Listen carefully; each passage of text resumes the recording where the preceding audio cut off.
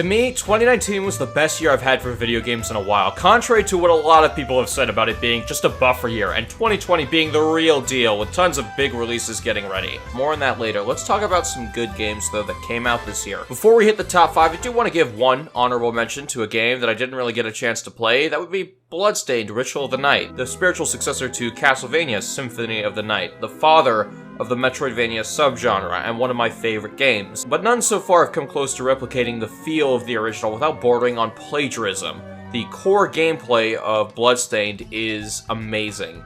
It's really fun with a lot of nifty mechanics, secrets, and boss fights. I just wish I could have played it more, but anyway, in case you're wondering where the game was, there it is. So let's get to the main list. For number 5, it's gotta be Monster Boy and the Cursed Kingdom. I get to play a lot of games, and it's hard to find the time to finish most of them. So for the number 5 spot, it was a toss-up between Ion Maiden and Monster Boy. To decide, I went by which one I have the biggest desire to finish. Monster Boy and the Cursed Kingdom is a really fun, if not unremarkable, Metroidvania. It's got a lot of flaws, the music is great, but it can get repetitive at times, the overworld is large, but still a little linear, and there isn't much in terms of plot, but the moment-to-moment gameplay, like the platforming, puzzle solving, and even the combat, is really fun and enjoyable, and it leaves me with a burning desire to keep coming back to play more. I love Metroidvanias, and this game is really hard for me to put down at times, and it's just really hard for me to get back into a Metroidvania if I've dropped it for a while, but the game kept pulling me back every time, and I wanted to keep playing it. It really is that fun. It also helps that the game has a really great aesthetic, so it's not only great to play, it's great to look at with its detailed backgrounds, hand-drawn art. Monster Boy, again, is unremarkable in that it's not in my top 10 Metroidvania-esque games of all time, but the core gameplay is so memorable and fun at times that I really couldn't not put it on the list, and those boss fights are really fun.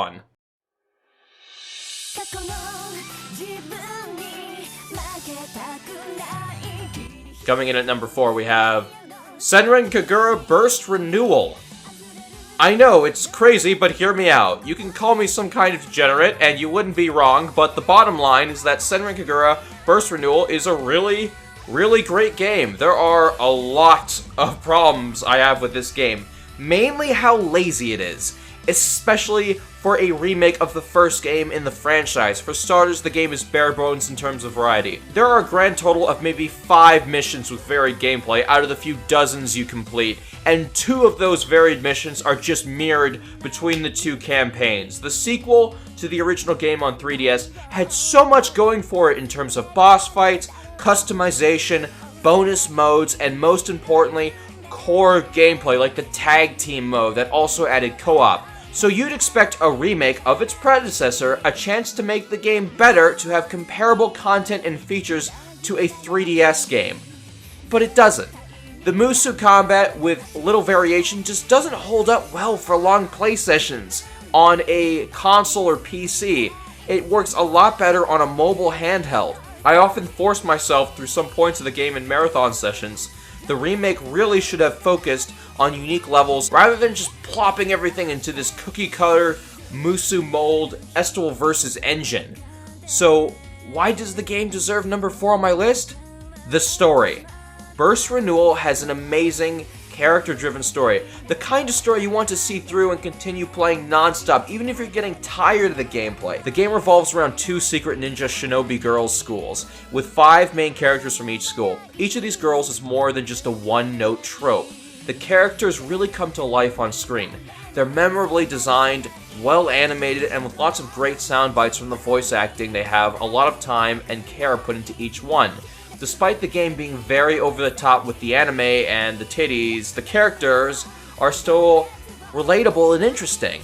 I enjoyed this game so much I started playing the other games in the series, beating the previously mentioned sequel Deep Crimson not long after I finished it, and I just started a full playthrough of Shinobi. Burst Renewal could have been number 3, hell, it might have even gotten number 2, higher on the list if parts of the remake weren't so lazy. That being said, despite repetitive missions, they have significantly refined the combat and put more effort into what they're working with, like the character movesets. Games like Shinobi and Estival vs. you have 20 plus characters at times with different movesets, and it just becomes a total mess in terms of quality control. And with Burst Renewal, they have a tighter focus on perfecting the characters that they have to work with, which is a smaller number. The gameplay is fun in short bursts, but I really soldiered through it to the end to see how the story would play out. The good campaign does take a while to get going, and it's a bit tiresome and predictable at points, but it's still solid, a very consistent experience. The evil campaign, despite being the most inconsistent, so it's got a lot of ups and downs with its quality, has the best story moments of the whole game. So with both of these campaigns being a little different, it ends up being a really nice package altogether. With more than 16 hours into the game, I still haven't scratched all the optional content. There's still a lot to love. You may only see it as giant anime breasts the game, but I see heart. Big, bouncy, jiggly heart. The music is also fucking amazing.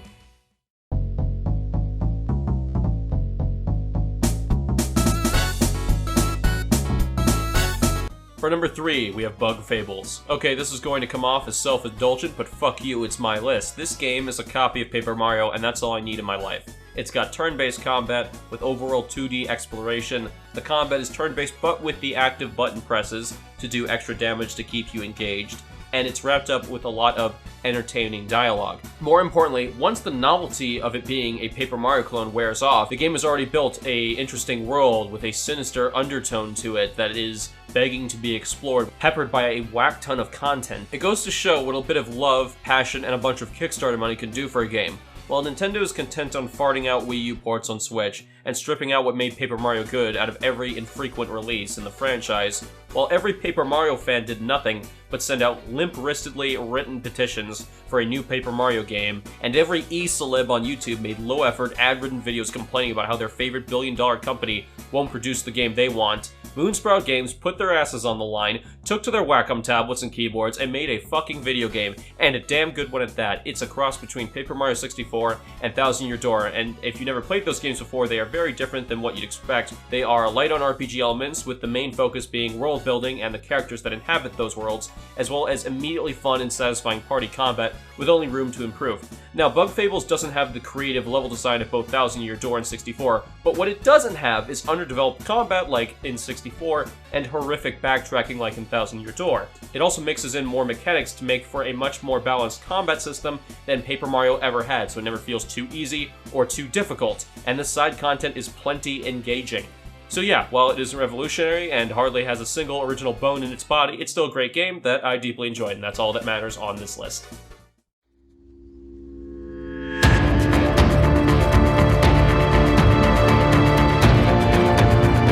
Number 2, Metro Exodus. About time we got to a AAA game, right? Metro 2033, the first game in the series, is one of my favorite shooters. Mechanically, it was an alright and even great shooter at times, but what really set it apart was how it was dripping with atmosphere, with its amazing environments, great sound design, and a paranormal story in a post-apocalyptic setting. Everyone compared it to Stalker, but Metro had the benefit of being more linear, therefore there was a strong focus on what the character would see in a specific order throughout the game, creating these interesting setups and set pieces for every environment. The sequel, Last Light, was a decent game, improving upon the mechanics of the first, but it and the remake of 2033 never quite captured the atmosphere and the focus of the first game.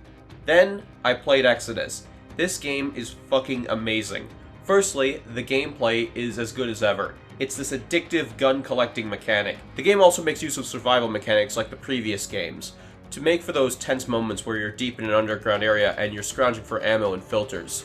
This time around, instead of focusing on the paranormal, it's more of a character-driven story where you're traveling through all these different environments that are absolutely stunning through either fantastic sound design, graphical effects, or artistic aesthetics, and sometimes all three. And those environments of Exodus are the best parts. You have this semi-open world for each area, where there's tons of points of interest on the map to explore. Unlike Gears 5, you're constantly finding interesting and helpful things like weapon upgrades, ammo, health packs, and filters, and you'll need it if you want to tear through enemies with these crazy makeshift weapons you've thrown together.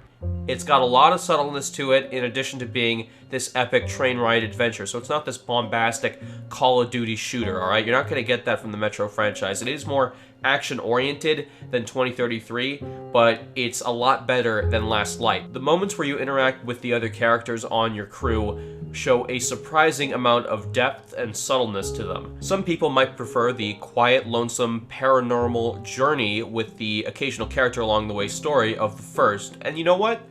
Metro 2033 was a great game, but this is different, and I'm okay with that. And besides, without giving too much away, there is one level in Exodus that is very, very reminiscent of those classic atmospheric moments from 2033. Thankfully, Exodus focuses on the gameplay, which at its core is nothing short of fantastic. To me, there's a great deal of satisfaction and joy carefully moving through abandoned buildings, stocking up on weapons and ammo, and eventually getting into a big battle with the other characters with everything that you've collected in the level thus far. It's top tier. The Metro franchise has been one of the biggest surprises in the last decade for me. It all started with 2033, and buying it for next to nothing, this hidden gem of a game that spawned a great sequel, and now the franchise is wrapped up with one of the best shooters of the decade. If you haven't gotten into this franchise yet, it is one of the best at what it does, and I am so excited for whatever 4A Games is going to make next.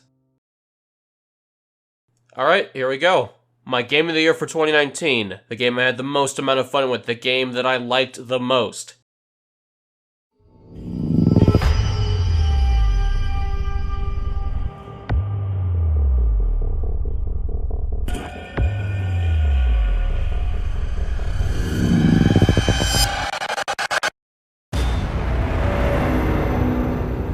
It's gotta be Resident Evil 2. Resident Evil 2, the remake, was an absolute joy to play. Everything from graphics to sound to the level design is masterful. Even when the game is a bit rough around the edges, like on a boss fight, part of the sewer level, or even a bit of the gunplay not being super stellar at times, and the soundtrack being whatever, the game is still, to me, a 10 out of 10 experience. It shocked me how well put together everything is. You've got survival elements, Metroidvania-light elements, horror themes, thriller themes, level variety, strong pacing. When you're slowly mapping out everywhere you've been in this game in your head, it creates this amazing planning system that goes on in your head when you're working with limited resources. I left some zombies alive in the next room because I ran out of bullets, but now I need to go back to that room. I have almost no ammo. Should I heal right now, or should I take the hit to get invincibility so I can dodge past them? Am I going to get killed if I do that? Should I use my shotgun now and make it easier in case I have to come back, or should I have to take the hit and save the shells for a possible boss fight later on? All these things are just rattling around your head. It's the constant decision making in the moment-to-moment gameplay that makes Resident Evil 2 so fun and interesting. RE2 was so good, I went back and finished my playthrough of 6, Revelations 2, finally finished the remake of the first game, and bought and complete Resident Evil 7. I love this franchise, and honestly, I never considered it because Capcom wasn't really pushing their older titles past the 6th generation of consoles. Like, we had the remake of the first game, and then all we got were third-person shooters in games with varying extreme levels of linearity. So my experience with Resident Evil was always with the newer stuff. If there was one major complaint I had, it's that the game needs another difficulty mode when we're playing the game a second or third time. Normal mode, when you play the game for the first time, is challenging enough for me as someone who conserves every shot and is careful when walking through areas, but you're still learning the game mechanics, like how shooting zombies in the leg is better than headshotting because you can stagger them easier. I didn't realize that until I was almost done with the game. So once you learn how the enemies work and how the maps are laid out, the game is obviously easier the second time, so naturally you crank up the difficulty. But now you're playing on hardcore, which has limited saving through items you pick up, coupled with no checkpoints, which I absolutely despise, and enemies that can kill you in 2 hits. With the remake of Resident Evil 1, they made the game a bit lengthier, so the second time around it might be a bit easier when you do the second campaign. You still feel like you got your money's worth from the first campaign because it was about 12 to 14 hours long. You have that replayability thrown in there for another playthrough. But one campaign in Resident Evil 2 is like 7, maybe 8 hours at best. So when you're trying to get your money's worth in time played and you're trying to play the second campaign, you either have to play it now on a very trivial difficulty mode, normal, or a much harder mode, hardcore, complete with limited saving. And with these types of games, the first hour is always the hardest, with the game getting progressively easier as you get more equipment. There's no in-between difficulty here. The 2 main campaigns are also a lot more similar to each other here than they were in the original game. Rather than having 2 protagonists that have 2 stories that connect at certain points, but for the most part they're paths are completely isolated. They contradict each other here, and only one campaign is actually canon. There's also the cut content. Some new creatures were supposed to be added in, and there was a bigger creature variety in the original game. They've also changed the characters themselves, like how Leon was a bit more relatable in the original, and now he's just some wide-eyed, gullible adult. At the end of the day, my complaints boil down to this.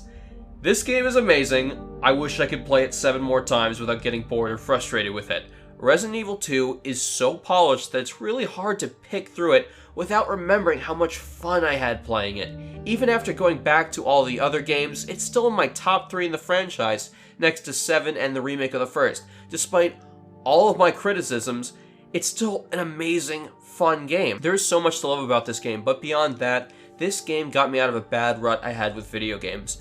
A lot of games I haven't had the motivation to finish lately, but after the dopamine rush from completing this game, I went on to finish a ton of titles I had in my backlog, and while doing that, I discovered something even greater, or rather rediscovered why I love playing video games. To finish them, to enjoy every moment and what they lead up to in the end. So as far as I'm concerned, Resident Evil 2, the remake, despite some of its flaws, deserves to be my game of the year.